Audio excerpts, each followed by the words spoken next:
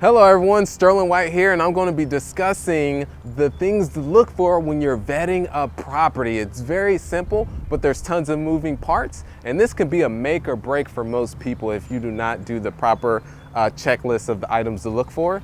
So the first for myself is looking at the value that you can bring, whether that is pushing down the expenses or increasing the revenue. And you can do that by rent bumps at a multifamily property, offering laundry services, implementing water bill back, so billing back the tenants for utilities, or even pet fees. So that's one. And then the second is determining what your renovation costs are. Yes, you need to determine this because that's going to translate to you once you purchase the property.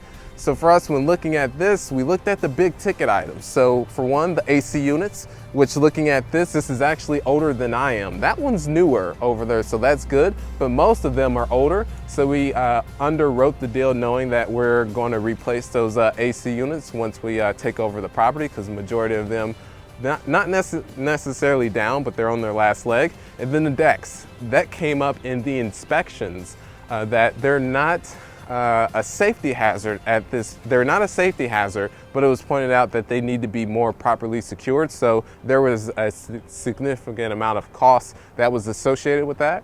And then also the roofs. That is a huge item. So on this property, it was luckily that they have a longer duration of time. They were recently replaced, so that's not a huge issue. But if you have one property that you're purchasing where it's been patched multiple times, there may be a blue tarp, then you should factor in that you're going to replace that once you take it under ownership. So let's walk through a unit to show you other things that you can look for when you're doing the underwriting on a deal and vetting a property. And then right now we're getting through the construction on this property. So there's a dumpster there. There's our crews that are here too. So when this was bought, it was 60% occupied. And since then we've been able to push it a little over 70%. And that was due to there were tenants that were moving out once we took over possession, and we've been changing others to the upgraded units that do qualify. So right now, the demand is there for the units that we can provide to others. Love the Louisville market, love the Louisville market. And then these have been renovated here with the common areas. So this is the unit here that you see. And one thing that we also noticed was the mechanicals. That's one thing you also want to take into consideration.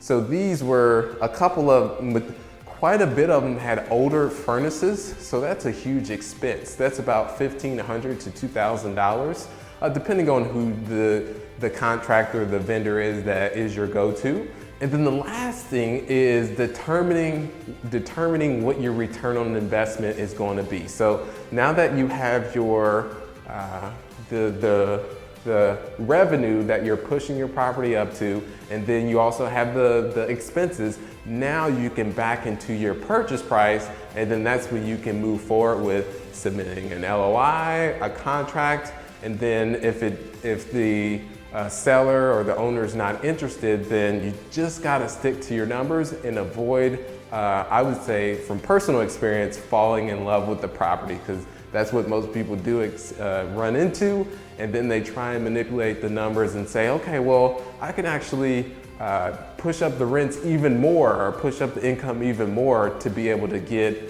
to pay a little bit more. Please avoid that at all costs. But I'll catch you on the next video. Thank you so much for your time. You are awesome. Do big things. Have a great one.